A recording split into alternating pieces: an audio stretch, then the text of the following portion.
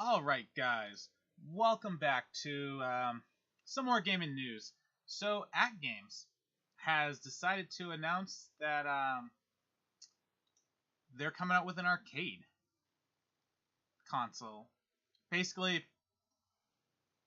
an at-home arcade system. Yay, atgames. Because, we need them making those. I won't knock it until I can try it or hear other reviews about it, but really, they're doing the same thing they did before. It's quantity over quality, it seems like.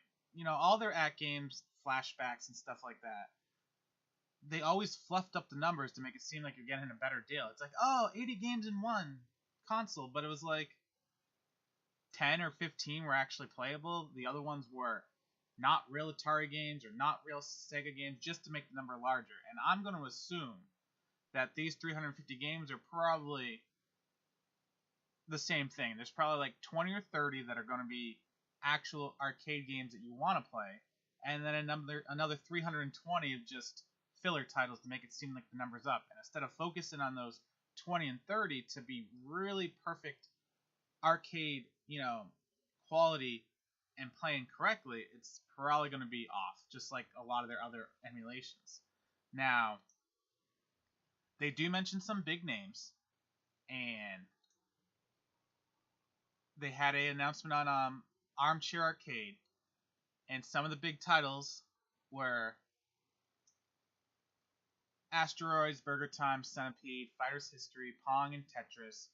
They don't want to name all the titles, and that's probably because the rest of the titles are probably junk, or at least there's not enough titles to announce over a course of a couple weeks, and they just want to take the few that they have and break it up instead of being like, oh yeah, we have these 20 games, these 20 great games, these 20 great games. And let's be honest, it's probably going to be the same quality that they threw in at the flashbacks. I don't think they've learned their lesson. Honestly, if they were going to be like, here's 50 of some really great arcade games, then, I'd be more into it. 350 just makes it seem like they're still doing the same junk they were doing before. They do have this image right here with 64th Street, Asteroids, Asteroid Deluxe, Asteroid Fantasia, Atari Baseball Arcade, Atari Basketball Arcade, Atari Football Arcade, Atari Soccer Arcade, Avalanche Arcade. I mean, these games basically look like Atari 2600 games. And that right there, if that's a picture of some of their games, then yeah, it's probably all downhill from there. I mean, you can even see right here that they show console games, Arcade Net, BYOG, bring your own games. So it sounds like there's probably an SD card in here that you can add your own games to it, which, okay, that would make it better, but the emulator they're probably using is probably going to be junk.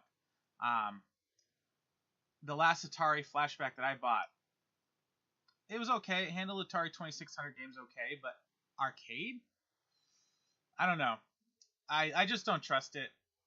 I want to be optimistic and be like, all right, yeah, this is probably going to be great, but the fact that they're going for 350 just makes it seem like, yeah, they're just going for that number and be like, oh, I can get 350 arcade games at home? Sweet.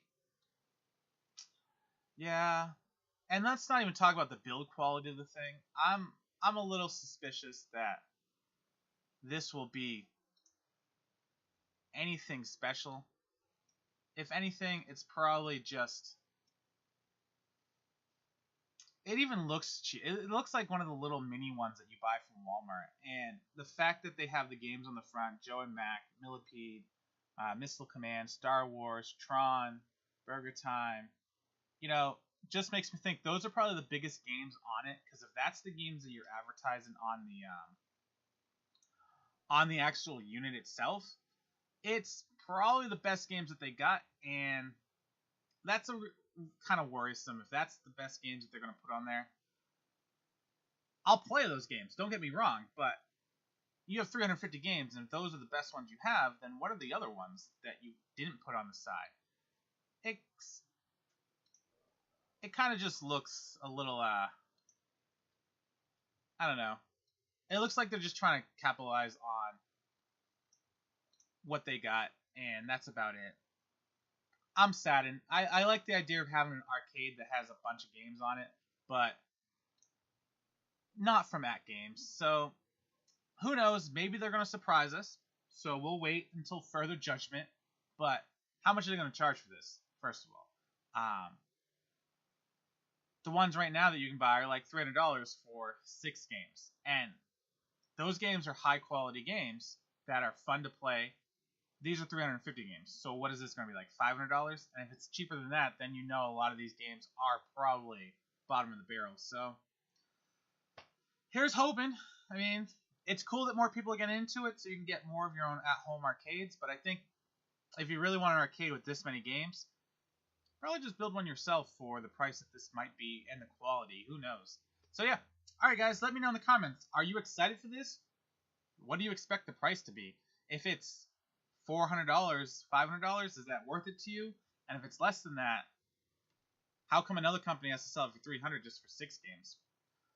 I don't know. Let me know. Are you going to get this? No, yes, and are you just going to pass? All right, guys. Have a good night. Keep on gaming. If you liked the video, like, subscribe, share, and check out my other videos. And yeah, E3's coming up, so let's get excited. All right, guys. Later.